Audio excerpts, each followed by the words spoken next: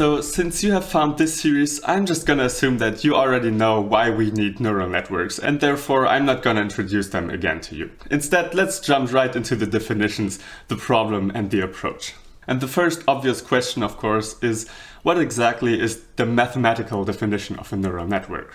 And from now on, I will abbreviate neural network with NN when writing. Now, a neural network is a function, basically. A function from some R-dimensional space to some other R-dimensional space.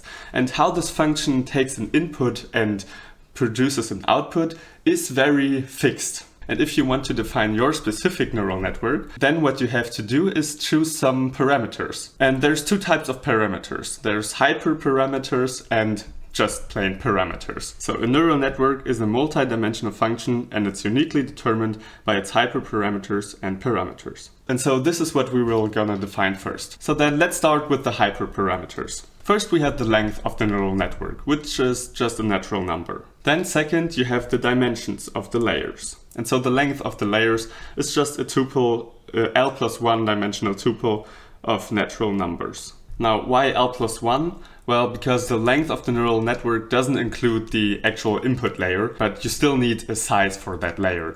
So we need one extra entry for that. And finally, we have to choose the activation functions. And I will just write f as a tuple of L functions. So the function takes in a vector that has the dimension of that layer and spits out the value on that same dimension. So all the fi go from di to the same space, di.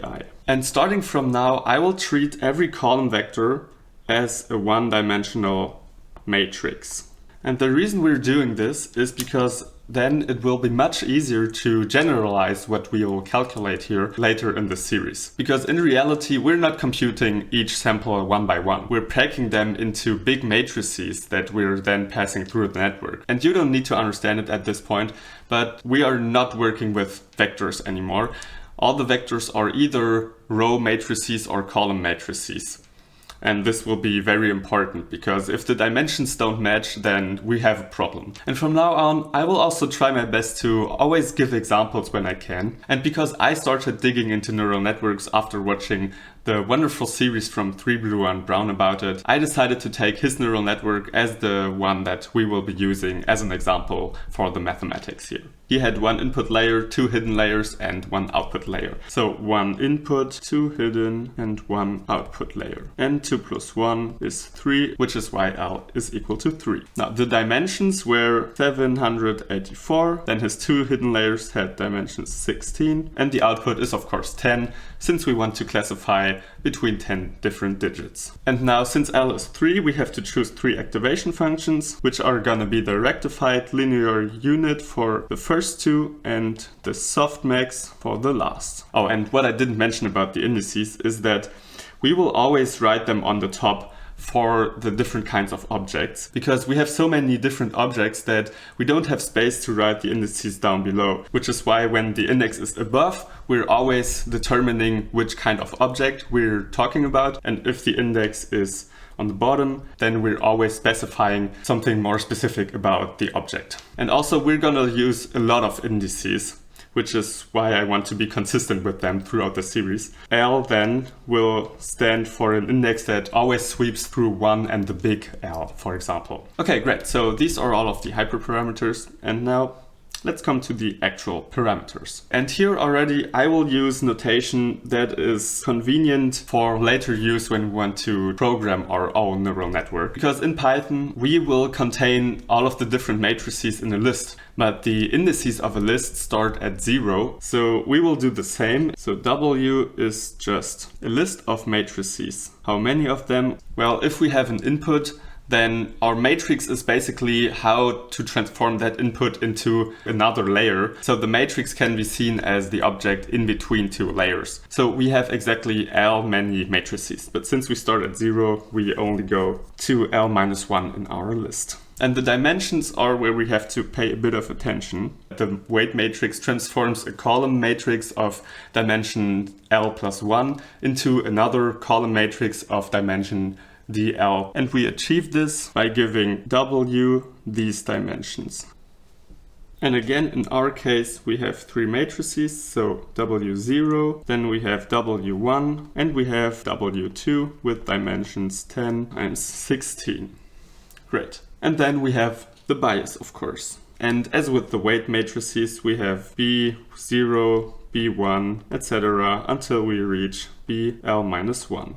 And here, the dimensions of the bias is simply the dimension of the layer. So again, in our case, B0, oh, actually, it's DL+1 since L starts at 0 and DL0 is 784, but that's not right. B1 and finally B2 is an R10. Okay, and these are the parameters. So now if someone says that we use so and so much million parameters to train our next large language model, then you know that the number of parameters that we're referring to is, well, summing all of this up here, all of these numbers. And now you can see why they add up so fast, right? If you have big matrices because you have so large layers, then you get a lot of parameters rather quickly. And in our case, I've just done the math. We have 13,000 parameters. 13,002 to be exact. And now, what is the difference between hyperparameters and parameters? Well, the parameters are the thing that get changed through training, whereas the hyperparameters we have to choose ourselves. We can't calculate optimal hyperparameters. It's the thing we have to search for and experiment and maybe think a little. How can we choose better hyperparameters? Okay, then let's talk about how the neural network function is really defined, which is basically the forward pass. And it depends on a bunch of parameters and hyperparameters, as we've just seen. But I don't want to write them down every time anymore, so they are just hidden in the notation, but they exist. Okay, and what is neural net? Well, it's a function from D0 cross 1. We will extend this definition later, and goes into the space of also column matrices, whereas it takes the first layer to the last layer. Okay, but what happens in between? Because this is also fixed. It's not just an arbitrary function. So how does it work? Well, it takes an x and it maps it to, and now honestly, I don't know if that notation exists, because I mean, you know, there are sums, there are products, cross products, tensor products, where you can write from I equals 1 to n or something like that. In this case, I want to do the same with chaining of functions. Now, mathematically, it's this little symbol here. So I'll just write a big circle to indicate that I'm chaining a bunch of functions together. So which functions? Well, from L equals 1 to L. And I'm chaining together first FL chained with ZL minus 1, whereas ZL of A is defined as the matrix multiplication of WL times A plus the bias. Okay, so this is the mathematical way I found to precisely describe how the function neural net takes an input to an output. But of course, this is a bit abstract and not so easy to grasp at first, which is why I will try to visualize what happens exactly. So neural net takes a vector x, which we will call A0. Now, the reason we're introducing A and Z into these definitions is that we will need them in order to calculate the backpropagation. So it's good to get used to these letters as soon as possible. So neural net takes A0, which is the input, and maps it first to W0A plus B0. And this result is what we're gonna call Z0. Then it takes this result and maps it to F1 of Z0, which we will call A1. And now this cycle repeats. And now this process continues until at the end we get WL-1 of AL-1 plus BL-1. So notice that L-1 is the last index for the weights and biases. So this is ZL-1. So Z also goes from 0 to L-1. A, however, is different because we have one activation left, which is FL of ZL-1. And now this last one, AL, is what we also call our output, so y hat. But why do we write y hat? What is that exactly? Well, this question comes right at the heart of the problem the neural networks are trying to solve. Because the goal is to input an x and somehow through our neural networks get a certain y. And in order to get the neural network to learn how to transform a given input into the correct output, we use training data. So we use tons of pairs x, y in order to train the model. And then after it has learned, we hope that if we input a new x it has never seen before, the y it outputs is somehow meaningful to us. And we use a hat every time we want to indicate that our mathematical object is an approximation of something, which comes from the field of statistics, I think. And so since we want to approximate the real y, we use a hat above the output of the neural network in order to indicate that the neural network is trying to approximate the real y. Okay, but this of course raises two problems. First, we have the problem of choosing the best hyperparameters. So how many layers should we take, which activation functions, and also training parameters will be hyperparameters, but we don't think about them yet. And solutions to that are simply to experiment, but we can also use grid search, for example, to search the hyperparameter space a bit more methodically. Or maybe we can just try to get a better understanding about neural networks and maybe come up with new ways to improve it just by thinking. Okay, and the second problem is choosing our parameters. And here we have clear mathematical ways to improve our parameters. And every time we use one of these methods, we call it learning. And the learning method we will discuss in this series is the mini-batch gradient descent algorithm or method. Now, that's a mouthful. What does it even mean? So there's basically only two things to note here. There's the gradient descent and there's mini-batch. Now, for understanding gradient descent, we note that what we have here, the neural network, is nothing else than a high-dimensional function. So we can take its derivative.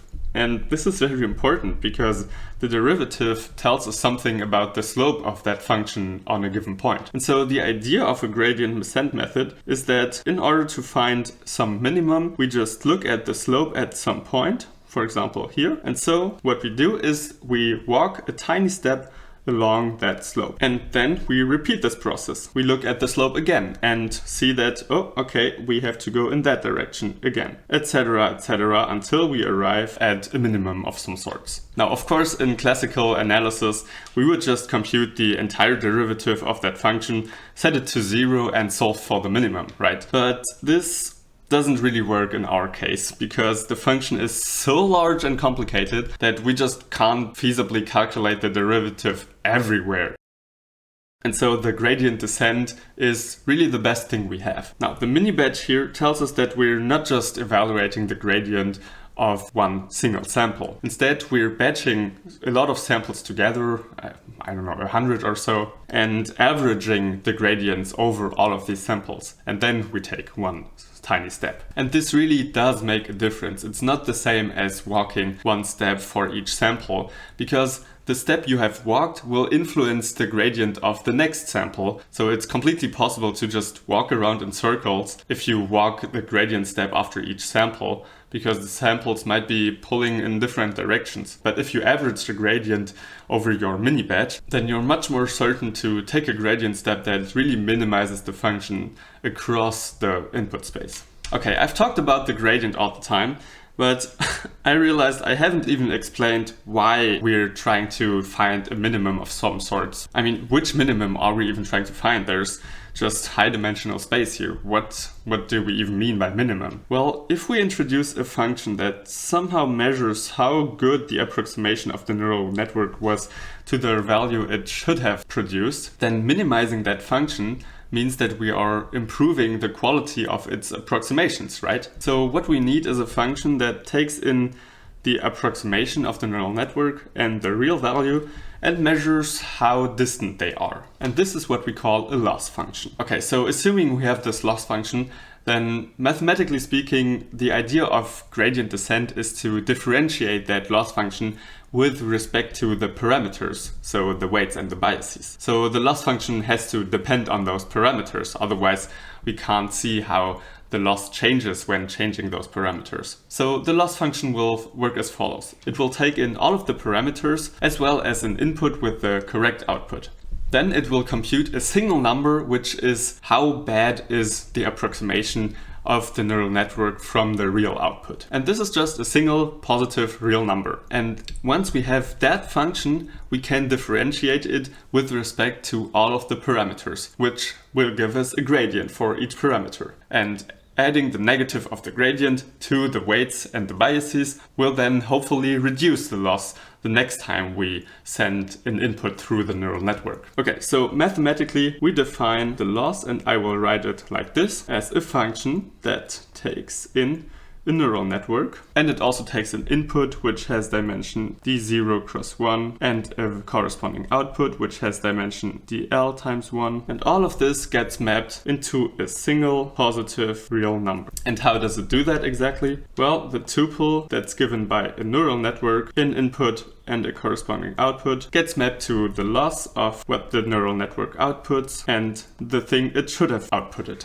And remember, we have called the output y hat, so it's the same as the loss of y hat and y. And notice that we have two different L's here. We have this L, which includes this little arm here, and we have this L here. And these are not the same. This L here is the L we want to differentiate with respect to, whereas this L here just measures how wrong the output is from the real answer. But notice that this thing here doesn't depend on the parameters, which is why we can't differentiate this with respect to them. Only this here depends on the actual parameters of the neural net. Now, of course, this curly L here also depends on the input and the output, and we mathematically could also differentiate it with respect to them. But this, of course, doesn't make sense practically, since the goal of the neural network is to have parameters such that when we input specific x, we get a certain y.